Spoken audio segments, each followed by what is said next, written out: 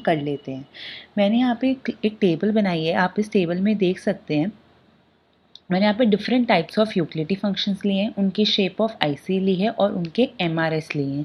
जैसे well behave का utility function कैसे डिनोट होता है, U x Y is equal to X Y. उसकी शेप ऑफ आईसी की होती है कॉन्वेक्स। उसकी शेप ऑफ आईसी कॉन्वेक्स क्यों होती है, क्योंकि जो उसका एमआरएस है वो डिक्रीजिंग होता है। उसका एमआरएस डिक्रीजिंग है तभी उसकी शेप ऑफ आईसी कॉन्वेक्स है। इसी तरह Cobb Douglas which is U x Y is equal to X raise to power C Y raise to power T. उसकी शेप ऑफ आईसी क्या है, कॉन्वेक्स, और उसका एमआरएस क्या है, डिक्रीजिंग। यहीं पे इसी तरह आप कॉसी लीनियर देख सकते हैं जिसके दो फॉर्म्स डाल के दिए हैं। परफेक्ट सब्स्टिट्यूट देख सकते हैं, परफेक्ट कॉम्प्लीमेंट देख सकते हैं, कॉनकेव प्रेफरेंसेस और मैक्सिमम फंक्शन। आपको ये क्लास तभी समझ आएगी अगर आपने पिछली क्लास देखी होगी। तो अगर आपने पिछली क्लास नहीं देखी है तो आप तुरंत जाके पिछली क्लास ज़रूर देख लीजिए, क्योंकि एक एपिसोडिक एक्सप्लेनेशन है। जब तक आप पिछली क्लास नहीं देखेंगे आपको ये वाली क्लास के बारे में समझ नहीं आएगा। तो चलिए आज शुरू करते हैं हम अपने ऑप्टिमल चॉइस के बारे में या फिर ऑप्टिमल बंडल के बारे में। अब ऑप्टिमल चॉइस या ऑप्टिमल बंडल क्या है। अब हमारे पास एक कंज्यूमर है। आप सपोज कीजिए आप एक कंज्यूमर हैं, आपके पास एक इनकम है जो आप एम से डिनोट करते हैं, और आपके पास आप दो गुड्स लेते हैं, गुड एक्स और गुड वाई। गुड एक्स का प्राइस है पी एक्स और गुड वाई का प्राइस है पी वाई।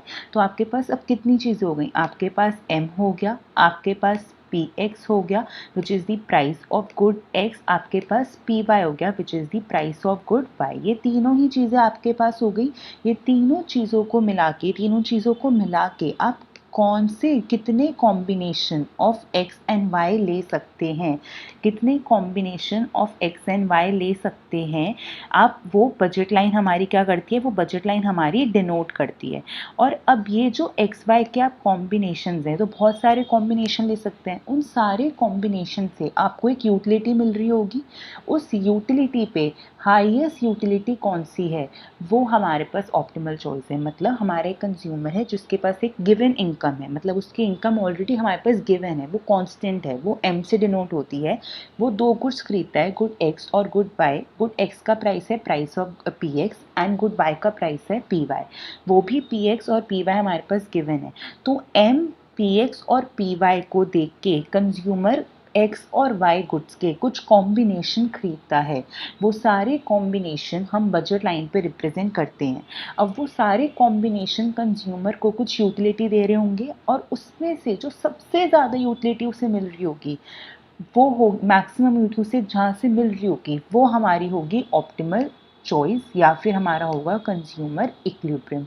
क्योंकि हमारा जो कंज्यूमर है वो रैशनल कंज्यूमर है, वो हमेशा उसको मोर इज़ बेटर है। मतलब उसके लिए जब उसको सबसे ज़्यादा जहाँ पे यूटिलिटी मिल रही होगी, मैक्सिमम यूटिलिटी मिल रही होगी, कंज्यूमर वो कॉम्बिनेशन या वो बंडल ऑफ गुड खरीदना पसंद करेगा। तो उसी को हम कहेंगे ऑप्टिमल चॉइस। तो यहाँ लिखा है कि consumer is in equilibrium when he gets the maximum utility given his income which is M, given his income which is M, and market prices of the goods which is PX and PY, which is PX and PY. Consumer equilibrium is attained when the consumer reach the highest possible indifference curve given his budget constraint or budget line. अब यहाँ पे इसको diagrammatically समझ लेते हैं। Diagrammatically इसको एक बार देख लेते हैं हम, इसमें कैसे होगा। यहाँ पे ए बी आपको दिख रहा है, ये जो ए बी है जिस पे मैं ये ग्रीन लगा रही हूँ, जिसको ये मैं ग्रीन लगा रही हूँ, ये this A B is our budget line. अब यहाँ पे तीन इंडिफरेंस कर्व है, IC1, IC2 एंड IC3। इन तीनों इंडिफरेंस कर्व में हमारे पास IC2 एक इंडिफरेंस कर्व है which is tangent to budget line A B at the point E, at this point, at the point E. तो इस पॉइंट पे हमारे कंज्यूमर को सबसे ज़्यादा यूटिलिटी मिल रही होगी। इसको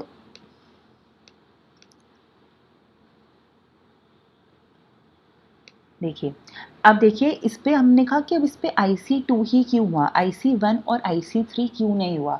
IC3 इसलिए नहीं हुआ क्योंकि ये जो AB बजट लाइन है, ये जो ब्लैक से मैंने AB बजट लाइन है, यहाँ पे कॉम्बिनेशन होगा, उसको IC2 से ज़्यादा यूटिलिटी तो मिल रही होगी, पर क्या वो उसके लिए अफोर्डेबल होगा? तो ये जो IC3 पे पॉइंट्स हैं ये उसके लिए अफोर्डेबल ही नहीं है, इसलिए वो IC3 पे कभी भी नहीं ले सकता। अब बचा IC1 कि IC1 क्यों नहीं हुआ, IC2 ही क्यों हुआ? IC1 इसलिए नहीं होगा उसके पास क्योंकि ये सारे बंडल्स जो हैं ये उसको कम यूटिलिटी दे रहे हैं। मतलब bundles on IC1 and bundles on IC2 वो कंज्यूमर दोनों अफोर्ड कर सकता है, पर यहाँ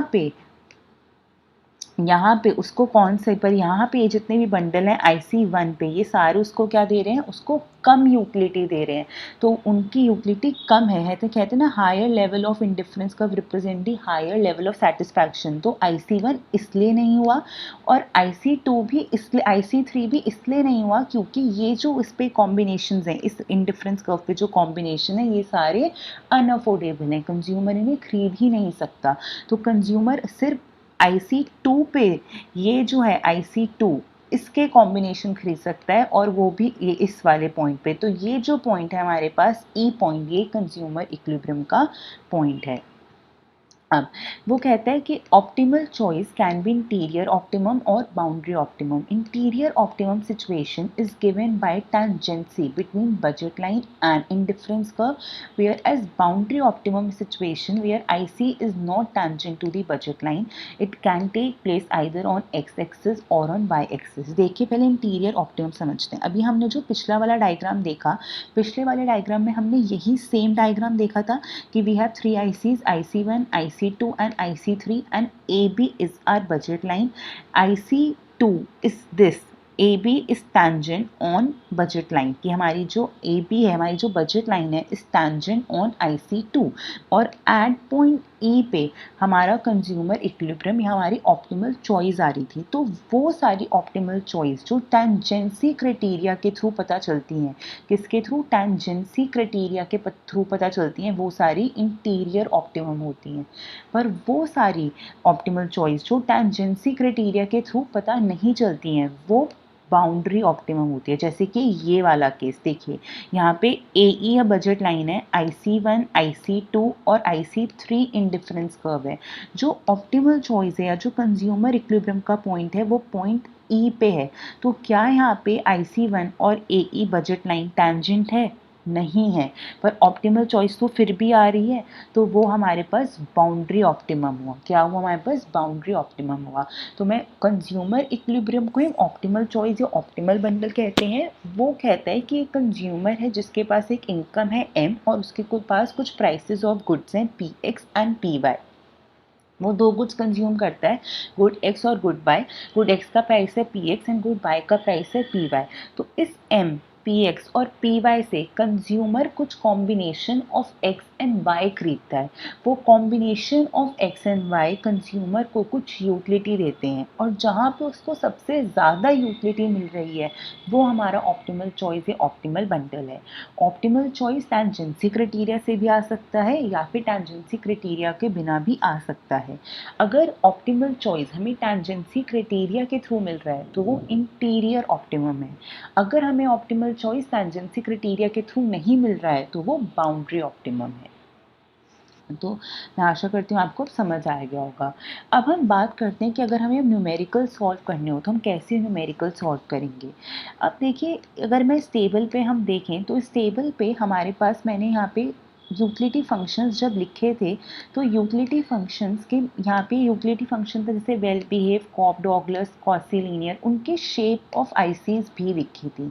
तो जो न्यूमेरिकल सॉल्व करने का वो तरीका है वो है कि शेप ऑफ आईसी को देखो। मतलब ब्रॉडली शेप ऑफ आईसी क्या थी? कॉन्वेक्स थी या फिर स्ट्रेट लाइन थी, एल शेप थी, कॉनकेव थी और इन्वर्टेड एल शेप थी। तो अब हम इन शेप्स के थ्रू ही सॉल्व करेंगे ऑप्टिमल चॉइस। तो कैसे करते हैं एक बार देखते हैं। वो कहता है कि for all the utility functions having indifference curve convex to origin, having indifference curve convex to origin, कौन कौन से हुए?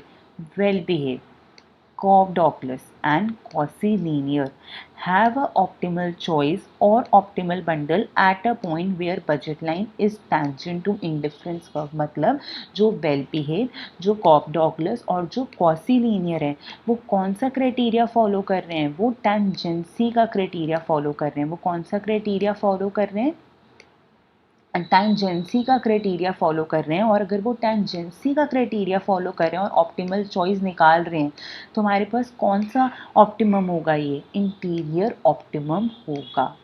जी हाँ, बिल्कुल सही, इंटीरियर ऑप्टिमम होगा। तो वो कहता है कि अगर यूटिलिटी फंक्शन जो आईसी, जिनका आईसी कॉन्वेक्स टू ओरिजिन है, जैसे कि वेल बिहेव, कॉब-डॉगलस और कॉची-लीनियर, उनका ऑप्टिमल चॉइस टेंजेंसी क्राइटेरिया के थ्रू पता चलता है। मतलब बजट लाइन टेंजेंट होती है इंडिफरेंस कर्व के, और जब भी बजट लाइन टेंजेंट होगी इंडिफरेंस कर्व के, स्लोप ऑफ आईसी इक्वल होगा स्लोप ऑफ बजट लाइन के।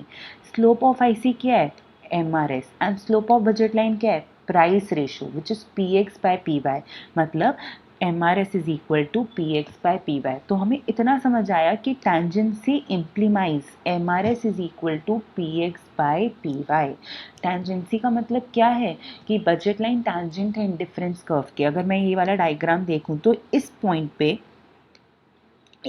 ये जो AB बजट लाइन है और ये IC2, यहाँ पे क्या हो रहा है, budget line tangent and difference curve के एट पॉइंट E। तो ये जो पॉइंट E है ये कंज्यूमर इक्विलिब्रियम का पॉइंट है। तो इस पॉइंट E पे स्लोप ऑफ IC, इसका slope of IC and is equal to slope of budget line. Slope of IC क्या है, MRS, and slope of budget line क्या है, प्राइस रेशो। तो यहाँ पे कि at point E, which is also a point of tangency, slope of IC is equal to slope of budget line। मतलब हमारा tangency implies ही कर रहा है कि MRS is equal to PX by PY। अब करना कैसे होगा, न्यूमेरिकल को सॉल्व करने के लिए हमारे पास टोटल 6 स्टेप्स हैं, बहुत ही इजी स्टेप्स हैं। सबसे पहले आइडेंटिफाई करो यूटिलिटी फंक्शन कौन सा है। उसके बाद शेप ऑफ आईसी देखो कि हमारे पास शेप ऑफ आईसी क्या है। If IC comes out to be convex, अगर IC की शेप कॉन्वेक्स निकलती है, किस किस में वो कॉन्वेक्स निकलती है, वेल बिहेव में, कॉब-डॉगलस में, कॉची-लीनियर में। तो जब भी IC की शेप कॉन्वेक्स निकलती है तो हमारा टेंजेंसी क्राइटेरिया निकलता है।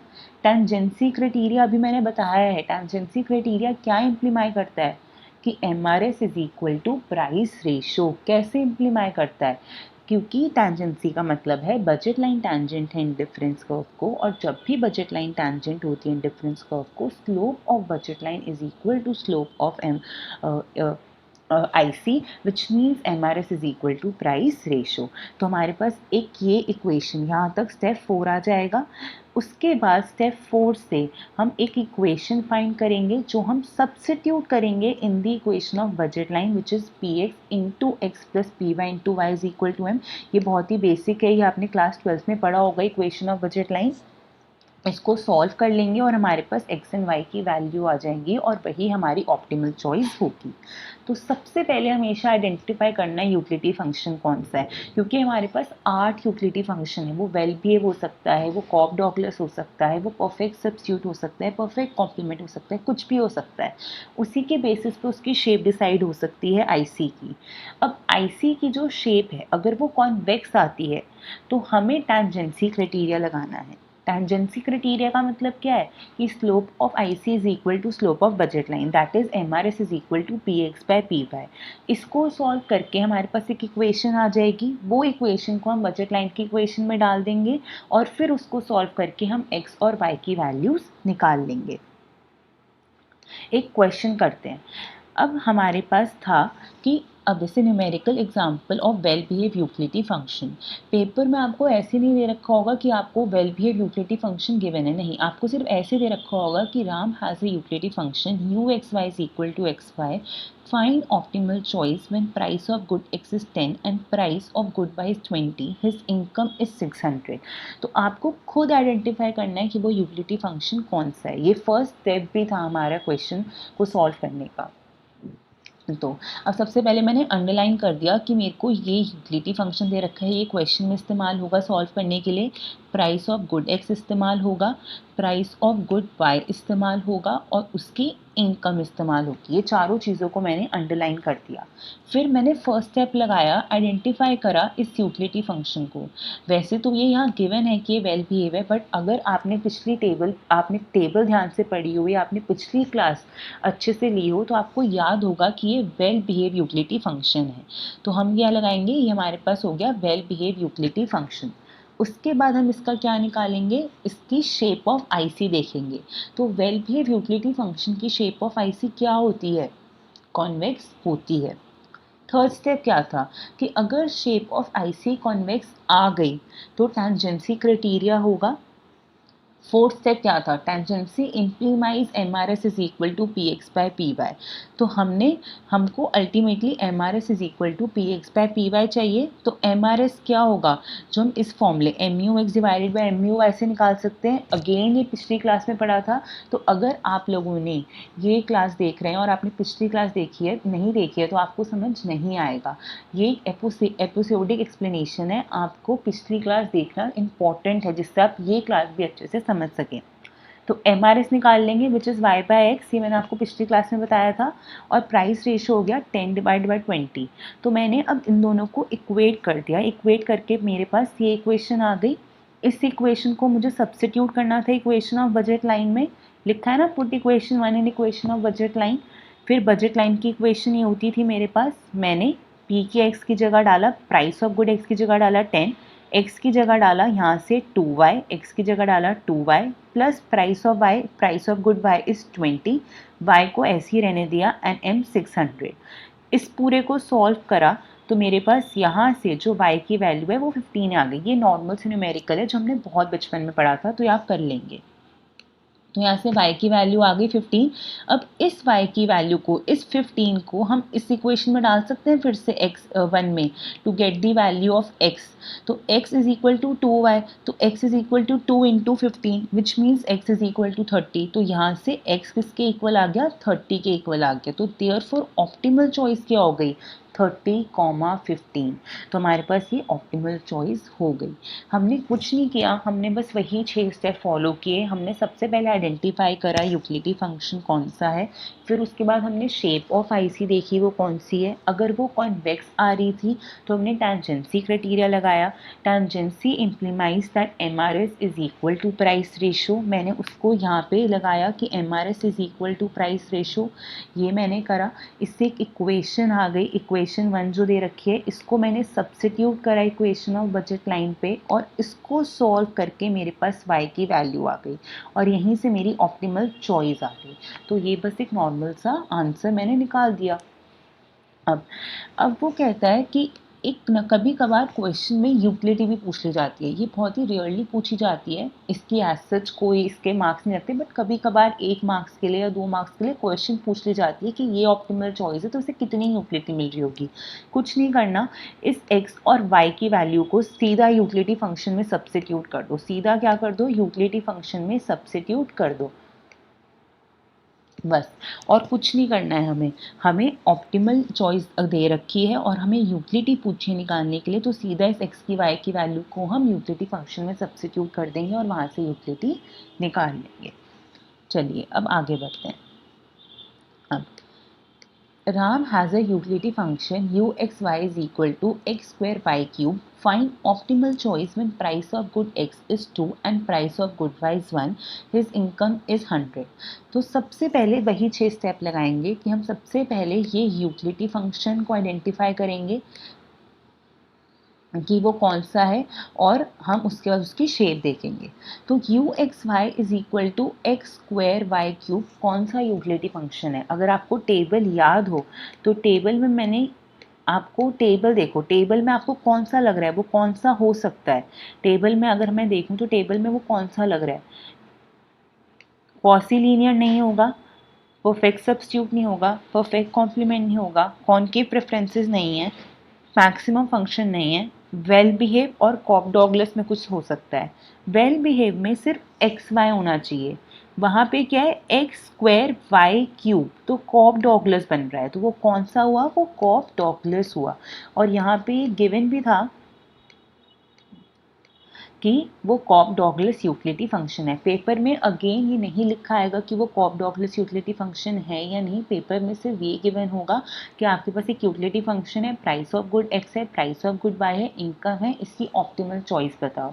तो आपको क्या करना है, आपको आइडेंटिफाई करना है यूटिलिटी फंक्शन कौन सा है। तो उसके लिए टेबल याद होना बहुत ज़्यादा ज़रूरी है।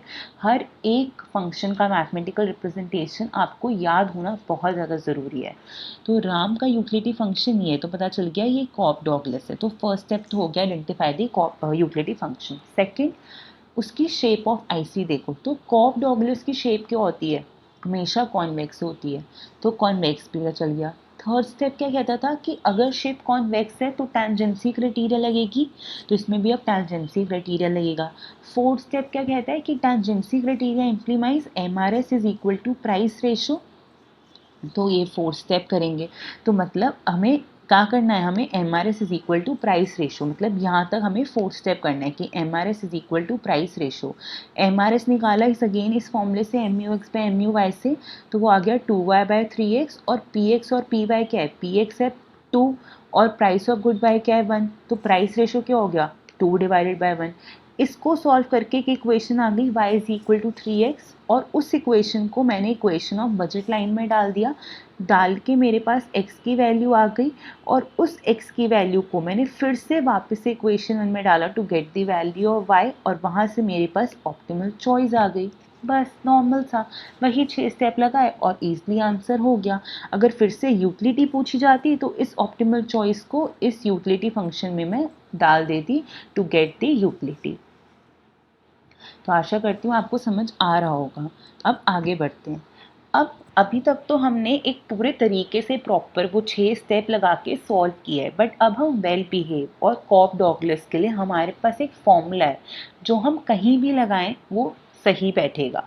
तो वेल बिहेव यूटिलिटी फंक्शन होते हैं U x Y is equal to X Y, X star, ये जो एक्स स्टार है और ये जो वाई स्टार है, these are optimal choices. X star is equal to M divided by 2px and Y star is equal to M divided by 2py।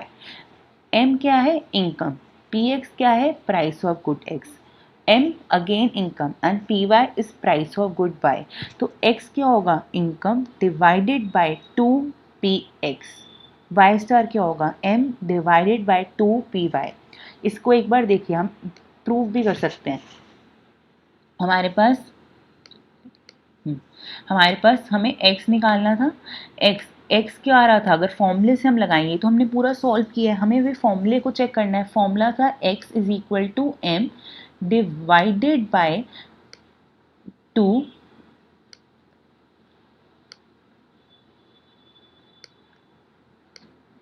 px, ठीक है। तो m क्या आता है यहाँ पे, हिज इनकम इज 600, तो मैंने इनकम को क्या लगाया 600 लगा दिया, डिवाइडेड बाय क्या होगा 2, क्योंकि 2 तो एक कांस्टेंट है तो 2 तो ऐसे ही रहेगा 2, and price of good x क्या गिवन है, price of good x is 10, तो यहाँ पे हो गया ये 10। अब अगर मैं इसको सॉल्व, यहाँ पे इनटू है ना, यहाँ पे इनटू है, इसको सॉल्व करूँ तो 0 से 0 कट गया, 60 divided by 2 comes out to be कितना 30। हमारे पास x क्या आ रहा है, आंसर 30 आ रहा है, तो x यहाँ पे किसके इक्वल हो गया, 30 के इक्वल हो गया। तो देख सकते हैं ना x 30 के ही इक्वल आया था। इसी तरह में अगर y के लिए एक बार चेक करते हैं, तो y क्या था, y is equal to m, again m था डिवाइडेड बाय 2, और यहाँ पे पूरा P अब y है, वहाँ पे वो Px था, यहाँ पे Py है। तो m अब फिर से क्या है हमारे पास, इनकम इज 600 लिखा था, इज इनकम इज 600, तो इनकम इज 600 डिवाइडेड बाय 2, यहाँ पे ये 2, एंड पी वाई क्या है, price of good Y is 20, तो यहाँ पे ये हो गया 20, तो ये हो गया हमारे पास, और ये यहाँ पे इंटू हो रहा है, ठीक है, यहाँ पे ये इंटू हो रहा है, तो 0 से 0 कट गया, तो 60 डिवाइडेड बाय 4, क्योंकि 0 से 0 कट गया तो 2 इंटू 2 बचा खाली, तो 4 हो गया। तो 60 डिवाइड बाय 4 किसके इक्वल होता है, 15 के इक्वल होता है। किसके इक्वल होता है, 15 के। तो हमारे पास यहाँ पे भी y 15 आ रहा था, मतलब फॉर्मूले ने और पूरे मेथड ने एक ही आंसर दिया, y is equal to 15 and x is equal to 30। तो हम या तो फॉर्मूला भी लगा सकते हैं या फिर हम इसको पूरी तरीके से भी सॉल्व कर सकते हैं। बस हमें फॉर्मूला याद होना चाहिए करेक्टली, ये नहीं कि हम गलत फॉर्मूला लगा रहे हैं और बाद में कह रहे हैं आंसर क्यों नहीं आया फॉर्मूला लगा के। हमें फॉर्मूला याद होना चाहिए अच्छे से। x is equal to m divided by 2px, जहाँ पे m इनकम है और px price of good x है, and y is equal to m 2py where again m is income and py is price of good y। अब इसी तरह corp Douglas का भी था। कॉप डॉगलस क्या कहता है, U x Y is equal to X raise to power C Y raise to power D. तो सी ब्रैकेट में है into M divided by bracket C plus D into P X. तो पहले bracket solve करना हमेशा, ऐसे मत करना कि पी एक्स की डी से मल्टीप्लाई करवा दिया और फिर हमने सॉल्व किया, तो आंसर कभी भी नहीं निकलेगा। पहले हमेशा, ये बचपन में पढ़ा था ना हमारे पास कि हमेशा जो चीज़ पहले ब्रैकेट में होती है पहले उसे सॉल्व करते हैं। तो सी प्लस डी ब्रैकेट में है तो पहले उसे सॉल्व करना, उसे ऐड करना और ऐड करने के बाद जो आएगा उसकी पी एक्स से मल्टीप्लाई करवाना। इसी तरह यहाँ पे भी करना। तो एक्स स्टार क्या है, सी, दिस सी, ठीक है, into M which is income, this whole divided by bracket C plus D, this C plus D into P X is equal to D. और ठीक है, ये एक्स था। y के लिए y star is equal to D into M divided by C plus D into P Y. Changes सिर्फ इतना हुआ है कि यहाँ पे c था तो यहाँ पे इन्होंने d कर दिया, और यहाँ पे x था तो px था, और अगर y हुआ तो वो py हुआ। तो फॉर्मूला सिर्फ इतना सा बदला है। इसको भी एक बार प्रूव करके देख लेते हैं। अब हमारे पास इसको भी प्रूफ करके देख लेते हैं। हमारे पास x, अभी मैं x निकाल के दिखाती हूँ। x था मेरे पास, मेरे को क्या लेना है, c, ठीक है। c कितना होगा, 2, ठीक है, 2 इंटू m से करेंगे, हिज इनकम इज 100 क्योंकि था ना c इंटू एम, तो c इंटू एम कर दिया, ठीक है। इस पूरे का डिवाइड करना था किससे, c प्लस डी ब्रैकेट में इंटू पी एक्स, मतलब पहले c प्लस डी करना है। तो c plus D 2 plus 3 is equal to 5, तो यहाँ पे ये 5 इंटू करना है किससे, प्राइस ऑफ गुड x। तो प्राइस ऑफ गुड x कितना है, 2, तो ये 2 से करना है। तो यहाँ से मैं 2 से 2 काट सकती हूँ और 5 को 100 से डिवाइड करूँगी तो मेरे पास x कितना आ गया, 20 आ गया। x मेरे पास कितना आ गया, 20 आ गया, और x इधर से भी कितना आ रहा है, 20। तो फॉर्मूले से भी x 20 आया और पूरे मेथड से सॉल्व करके भी x 20 आया। बस वही है कि हमें फॉर्मूला अच्छे से याद होना चाहिए, आंसर दोनों से सेम आएगा। तो c into M whole divided by bracket में c plus D into P X. इसी तरह y के लिए भी कर सकते हैं। y के लिए करके देखते हैं। हमारे पास y में क्या था, अब यहाँ पे c था तो यहाँ d हो जाएगा, और d कितना है, 3, तो यहाँ पे 3 इंटू 100 m से करना था, c प्लस डी ब्रैकेट में, तो c प्लस डी ब्रैकेट में यहाँ पे कितना हो जाएगा, 5, and price of good Y, price of good Y कितना है, price of good Y is 1, तो यहाँ पे कितना हो गया, 1। अब इसको सॉल्व करेंगे, 5 से काटा है, ये हमारे पास कितनी टर्म आ गई, 20 हो गया ना, 5 डिवाइडेड बाय 100 20, और 20 इंटू 3 इज इक्वल टू 60। तो मतलब y हमारे पास किसके इक्वल हो गया, 60 के इक्वल हो गया। और क्या y 60 के इक्वल आ रहा था इस मेथड से, बिल्कुल आ रहा था। तो दोनों मेथड में सही आंसर दे रखे हैं, बस हमें शर्त ये है कि हमें फॉर्मूला अच्छे से याद होना चाहिए। और आप यहाँ से ये फॉर्मूला देख सकते हो। वेल बिहेव के लिए U x Y is equal to X Y है, तो X star is equal to M divided by 2 P X होगा, वाई स्टार होगा m divided by 2py। Cobb Douglas के लिए U x Y is equal to X raise to power C Y raise to power D X star. अब इसमें क्या होगा, c into M whole divided by bracket में c plus D into P X, and Y star is equal to d into M whole divided by bracket में c plus D into P Y.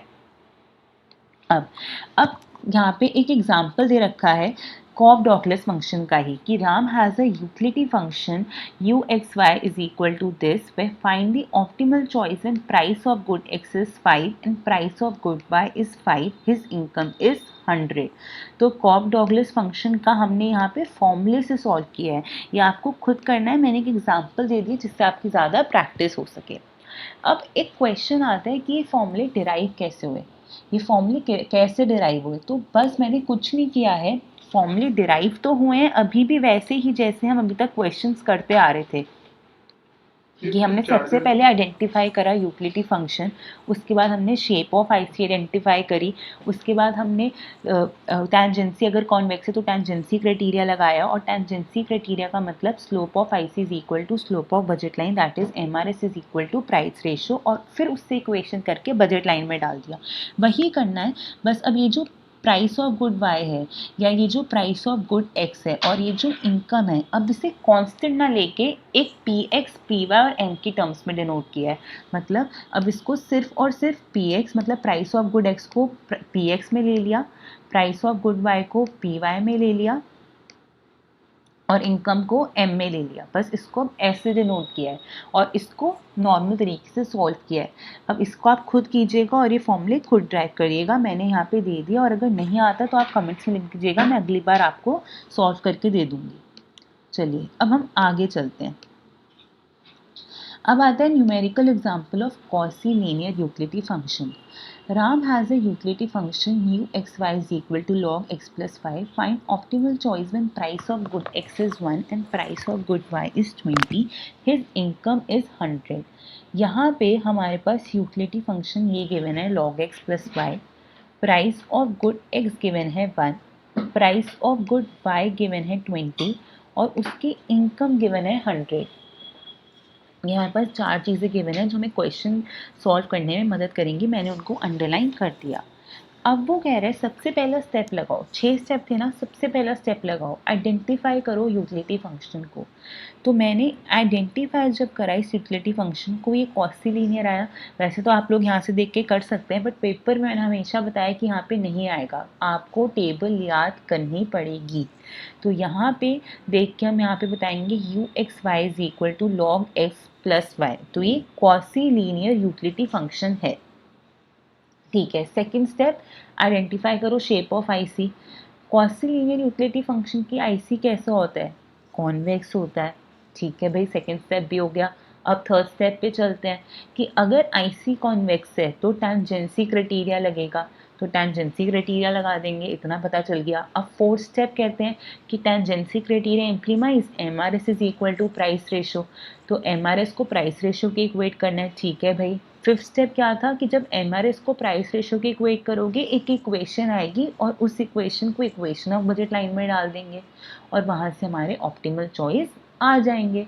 तो बस यही करना है। हमारे पास क्या है, हमने ये लिया U x Y is equal to log X plus Y, इसका एमआरएस निकाला, उसको इक्वेट किया बजट लाइन से, इक्वेट किया स्लोप ऑफ बजट लाइन से, स्लोप ऑफ बजट लाइन से जब इक्वेट करा हमारे पास x की वैल्यू आ गई डायरेक्टली, और अब हमने इस x की वैल्यू को किस में डाल दिया, इक्वेशन ऑफ बजट लाइन में डाल दिया, वहाँ से y की वैल्यू आ गई और वही हमारी ऑप्टिमल चॉइस हुई। पर ये बहुत इजी था, बट इसमें एक चीज़ देखनी थी, ये इम्पॉर्टेंट है कि यहाँ पे x की वैल्यू डायरेक्टली कैसे आ गई। अगर आप लोगों ने नोट किया हो तो अभी तक हमने जितने भी क्वेश्चन किए, जैसे मैंने एक किया था वेल बिहेव यूटिलिटी फंक्शन का, एक इक्वेशन आ रही थी y और x के टर्म्स में जब मैं एमआरएस और प्राइस रेशो को इक्वेट करी थी। इसी तरह जब मैंने कॉब डॉगलस का किया था, और मैंने उसमें प्राइस रेशो और एमआरएस को इक्वेट किया था, तो मेरे पास एक इक्वेशन आई थी एक्स और वाई के टर्म्स में।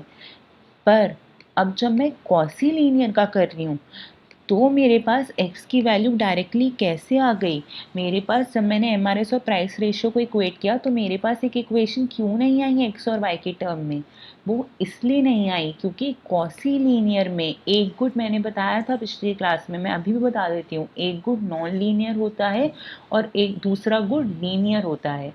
नॉन लीनियर का गुड का मतलब क्या है, उसकी डिमांड या उसकी ऑप्टिमल चॉइस इनकम पे डिपेंड नहीं करती, एम पे डिपेंड नहीं करती, यानी कि जब हम उसका ऑप्टिमल चॉइस निकालेंगे तो हम एम का इस्तेमाल नहीं करेंगे, और इसी प्रकार अगर लीनियर गुड है तो उसमें m का इस्तेमाल होगा। तो जैसे कि इस केस में देखो, मेरे पास 1/x इज इक्वल टू 1/20 था और x 20 था, तो यहाँ पे मेरे पास x को निकालने के लिए क्या m का इस्तेमाल हुआ है, नहीं हुआ। तो मेरा जो x है वो कौन सा गुड हो गया, वो नॉन लीनियर गुड हो गया। और y, जो y मैंने निकाला उसमें मैंने m का इस्तेमाल किया। मैंने जब बजट लाइन की इक्वेशन में डाला तो m आया था, तो मेरे पास y क्या हो गया, लीनियर गुड हो गया। तो अगर कभी कभी लगे कि आंसर गलत आ रहा है तो ऐसे भी चेक कर लिया करो कि जब भी क्वासी लीनियर होगा, जो x और जो y है उसमें से x और y में से एक गुड नॉन लीनियर होगा और दूसरा लीनियर होगा। अब आगे चलते हैं। वो कह रहा है Ram has a utility function u x y is equal to under root x plus y. Find the optimal choice when price of good x is 1 and price of good y is 8. His income is 100. अब फिर से हमने वही पहले underline कर दिया, हमें क्या क्या चाहिए, हमें ये चाहिए, हमें प्राइस ऑफ गुड x चाहिए, प्राइस ऑफ गुड y चाहिए और उसकी इनकम चाहिए। ये हमने पूरा 4 चीज़ें अंडरलाइन कर दी। फिर वही फर्स्ट स्टेप लगाया, आइडेंटिफाई करा यूटिलिटी फंक्शन, तो it is the another form of quasi linear. इसका मतलब फिर इसका शेप ऑफ आईसी देखी, कॉन्वेक्स आया। फिर थर्ड स्टेप टेंजेंसी क्राइटेरिया होगा, मतलब एमआरएस को इक्वेट करना है प्राइस रेशो के। इक्वेट करने के बाद हमारे पास एक इक्वेशन बन जाएगी, उस इक्वेशन को इक्वेशन ऑफ बजट लाइन में सब्स्टिट्यूट कर देना to get the values of Y and X. तो यहाँ से y और x की वैल्यू आ गई। अब फिर से देखो यहाँ पे जब x की वैल्यू निकाली तो इनकम का इस्तेमाल नहीं किया, तो इसका मतलब क्या हो गया, x इनकम पे डिपेंड नहीं करता। और जब कोई गुड की डिमांड इनकम पे डिपेंड नहीं करती तो वो कौन सा गुड होती है, नॉन लीनियर गुड होती है। तो इस केस में x क्या है, एक नॉन लीनियर गुड है और y क्या है, एक लीनियर गुड है। तो ये ज़रूर याद रखना क्वासी लीनियर में। पर अगर यही मैं वेल बिहेव या फिर मैं कॉफ डॉगलस की बात करूं तो दोनों ही गुड्स क्या हैं, दोनों ही गुड्स की डिमांड क्या हो रही थी, इनकम पे डिपेंड करी थी। यहाँ पे भी एम था और यहाँ पे भी एम था, इसी तरह यहाँ पे भी एम था और यहाँ पे भी एम था। तो एक्स और वाई वेल बिहेव में और एक्स और वाई कॉफ डॉगलस में, दोनों ही केसेस में क्या है, लीनियर गुड है, मतलब उन दोनों की डिमांड इनकम पे डिपेंड कर रही है। क्वासी लीनियर में ऐसा नहीं होता, एक गुड की डिमांड इनकम पे डिपेंड करती है और एक गुड की डिमांड इनकम पे डिपेंड नहीं करती। जैसे कि इस केस में एक्स की डिमांड इनकम पे डिपेंड नहीं करती तो वो नॉन लीनियर हो गया था, पर वाई की करती है तो वो लीनियर हो गया। तो ये बात ज़रूर याद रखना और इसे एज ए ट्रिक भी याद रख सकते हो पता लगाने के लिए कि अगर कभी आंसर गलत आ रहा है तो एज ए ट्रिक भी याद रख सकते हो कि पता लगाने के लिए कि यार ये क्वासी लीनियर है तो एक गुड की डिमांड तो इनकम पे डिपेंड नहीं करेगी। ठीक है, चलिए अब हम आगे बात करते हैं। तो अभी तक हमने 3 फंक्शंस पढ़ लिए, 3 यूटिलिटी फंक्शंस पढ़े हमने, well behave, quasi linear and Cobb Douglas. अब हमारे पास जो चौथा हमारे पास यूटिलिटी फंक्शन है वो है परफेक्ट कॉम्प्लीमेंट यूटिलिटी फंक्शन का। स्टेप वही लगेंगे 6 के 6, बट अब फर्स्ट टू स्टेप थोड़े सेम है और जो थर्ड फोर्थ फिफ्थ सिक्स हैं उसमें थोड़ी वेरिएशंस हैं बाकी सारे यूटिलिटी फंक्शन के लिए। कैसे देखते हैं, एग्जाम्पल के थ्रू ही समझेंगे। Ram has a utility function U x Y is equal to minimum bracket X comma 2y. Find optimal choice when price of good x is 1 and price of good y is 2. His income is 12. तो सबसे पहले जो जो चीज़ चाहिए उसको underline कर दिया question को सॉल्व करने के लिए। ये चाहिए होगा प्राइस ऑफ गुड x चाहिए होगा जो 1 है, प्राइस ऑफ गुड y चाहिए होगा जो 2 है और इनकम चाहिए होगी जो 12 है। अब सबसे पहले फर्स्ट स्टेप लगाया, आइडेंटिफाई करा यूटिलिटी फंक्शन। तो यहाँ पे मिनिमम है तो पता चल गया कि ये परफेक्ट कॉम्प्लीमेंट यूटिलिटी फंक्शन है या फिर ये मिनिमम फंक्शन है। दूसरा step, perfect complement utility function के आईसीज कैसे होते हैं, एल शेप होते हैं, तो दूसरा स्टेप भी हो गया। तीसरा स्टेप क्या था कि वहाँ पे लिखा था कि अगर आईसी कॉन्वेक्स आए तो टेंजेंसी क्राइटेरिया लगेगा। तो पर क्या यहाँ पे थर्ड स्टेप हो रहा है, क्या यहाँ पे आईसी कॉन्वेक्स आ रहा है, नहीं आ रहा है, यहाँ तो आईसी एल शेप है। तो अब क्या होगा, तो यहाँ पे क्या करना है, हमेशा मैंने एक बात बताई थी, ज़रा सा ही इसमें चेंज है कि u x Y is equal to minimum x comma 2y है। और जब भी परफेक्ट कॉम्प्लीमेंट फंक्शन होता है इस ए एक्स को, कि यहाँ पे हमारे पास ए एक्स होता है, इस ए एक्स को इक्वेट करना पड़ता है किसके, बी वाई के, कि इस ए एस को हमें क्या करना है, इस ए एस को हमें इक्वेट करना है बी वाई के। मतलब ए एक्स अगर आप लोगों को याद नहीं हो तो एक टेबल देख लेते हैं। परफेक्ट कॉम्प्लीमेंट में u x Y is equal to minimum bracket a x comma v y होता था। तो मैंने हमेशा बताया था कि इस ए एक्स को हमेशा इस बी वाई के इक्वेट करा करो, मतलब this a x has to be equate to b y. तो अब यहाँ पे हम एम आर एस और प्राइस रेशो को इक्वेट नहीं कर रहे, अब यहाँ पे हम इस ए एक्स और इस बी वाई को इक्वेट कर रहे हैं। क्या कर रहे हैं, इस ए एक्स और इस बी वाई को इक्वेट कर रहे हैं और उससे इक्वेशन ला रहे हैं।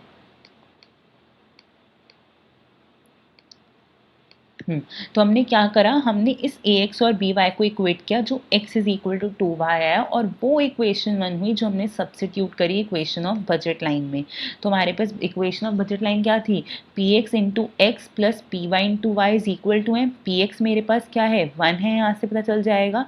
x क्या हो जाएगा यहाँ से 2y plus p y, price of good y मेरे पास 2 है, यहाँ पे y रहने दिया, m 12 है क्योंकि क्वेश्चन में इनकम 12 है।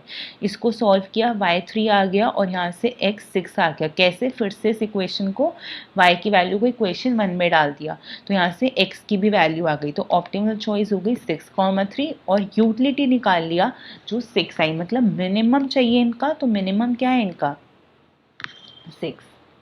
ठीक है, तो करना क्या है कि अब हम यहाँ पे एम आर एस और प्राइस रेशियो को इक्वेट नहीं कर रहे हैं, यहाँ पे हम ए एक्स और बी वाई को इक्वेट कर रहे हैं और वो हमारी इक्वेशन 1 बन रही है, और उस इक्वेशन को हम सब्स्टिट्यूट करें इक्वेशन ऑफ बजट लाइन में to get the values of x and Y, और वो हमारी ऑप्टिमल चॉइस बन रही है।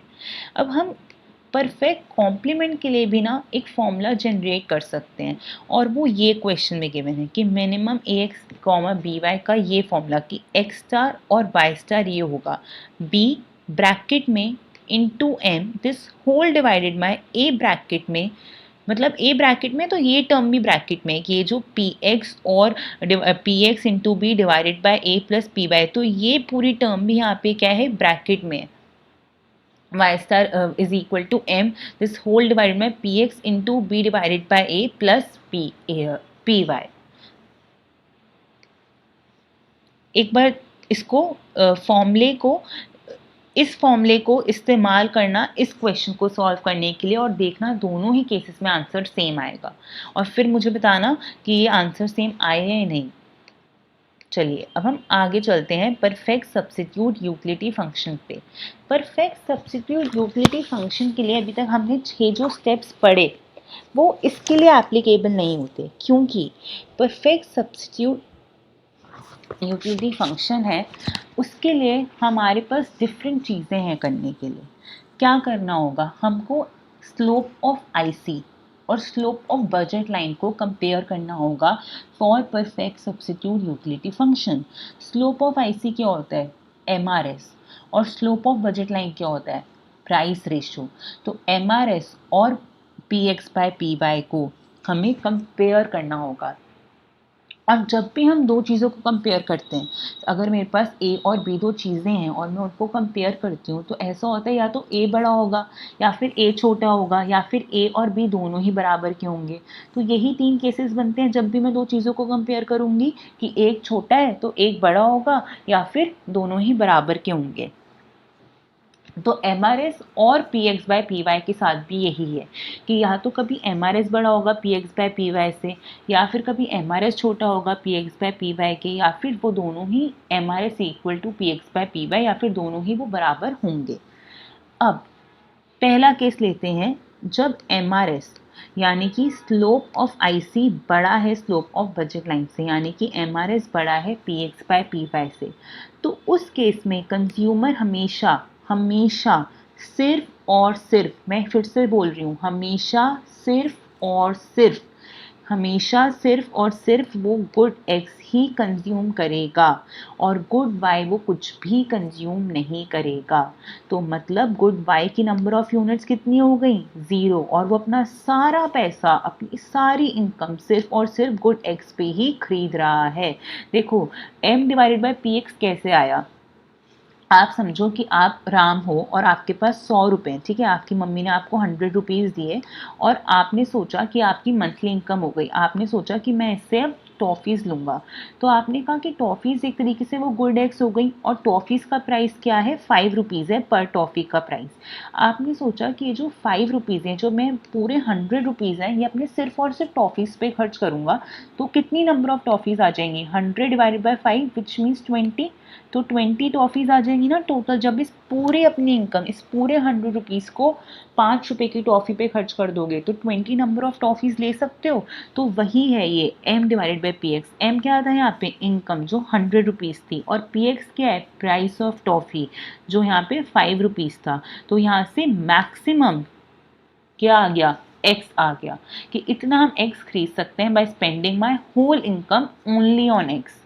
तो यही वो कर है कि कंज्यूमर अब सिर्फ और सिर्फ और हमेशा गुड एक्स ही खरीदेगा और वो गुड बाय कुछ नहीं खरीदेगा। तो number of good units of good y कितनी हो गई, 0, and number of units of good x कितने हो गए, सारी income divided by price of good x, that is m divided by p x. और यही हमारे पास क्या हो गया, हमारा ऑप्टिमल बंडल हो गया। केस 2 क्या कहता है कि slope of IC is less than slope of budget line, मतलब एमआरएस सब कम है p x by P Y से। तो इसका उल्टा हो जाएगा कि कंज्यूमर अब हमेशा सिर्फ और सिर्फ गुड वाई खरीदेगा और गुड एक्स कुछ नहीं खरीदेगा।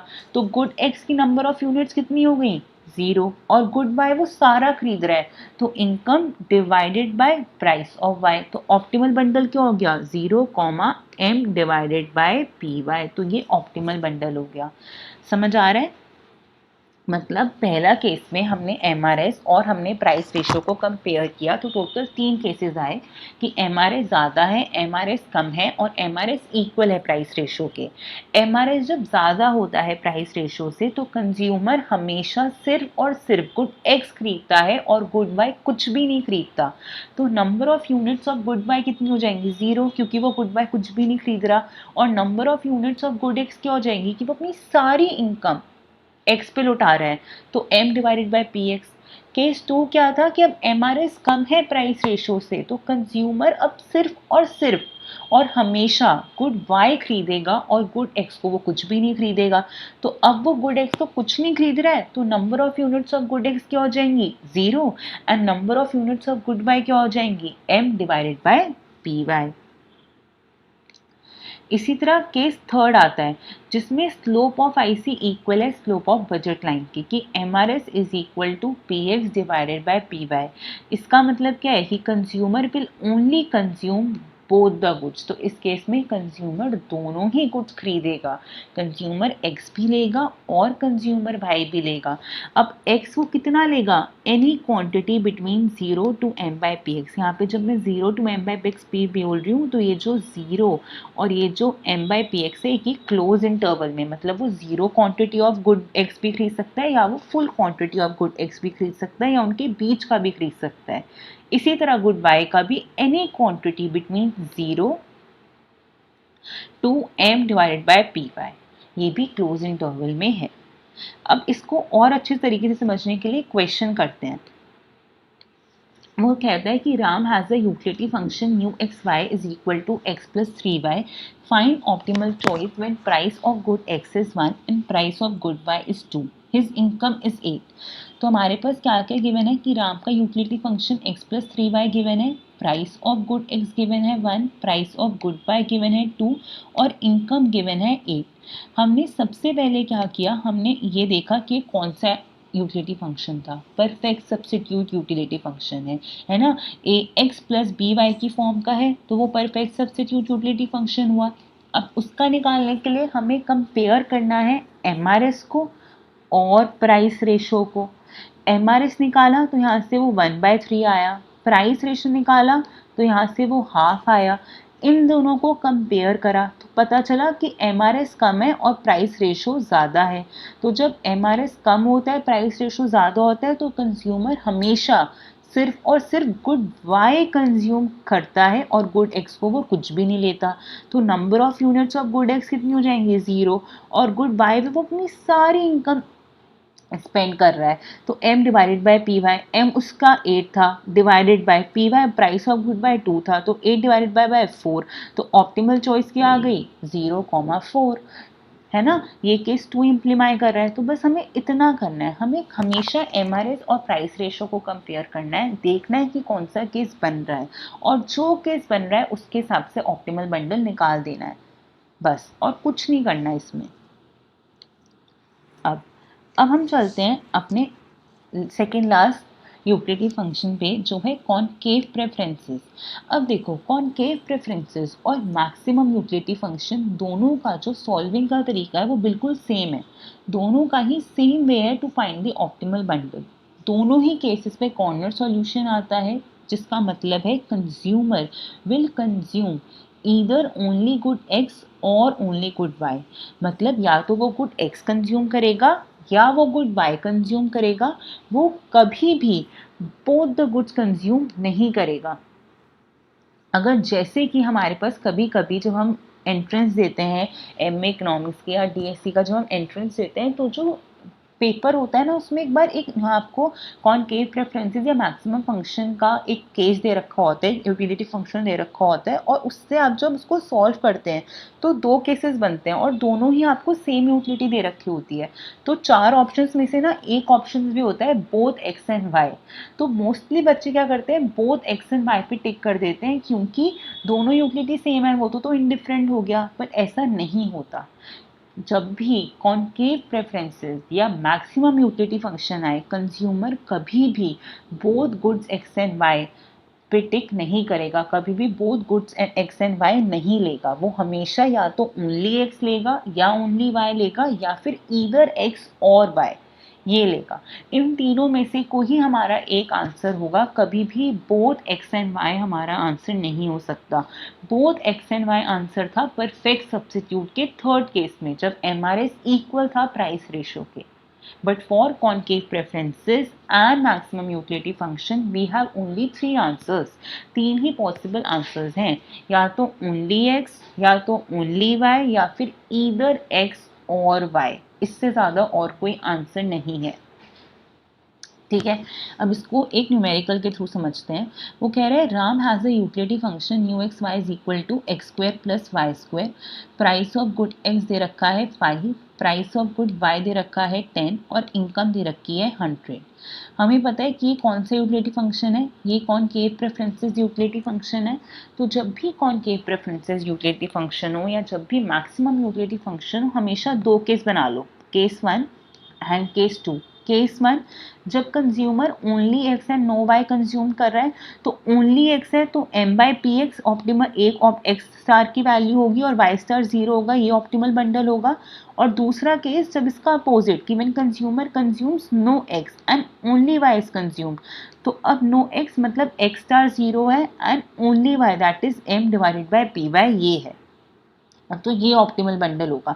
तो या तो ऑप्टिमल बंडल होगा एम पी एक्स इंटू 0 की m divided by p x comma 0, या फिर 0 comma m divided by p Y.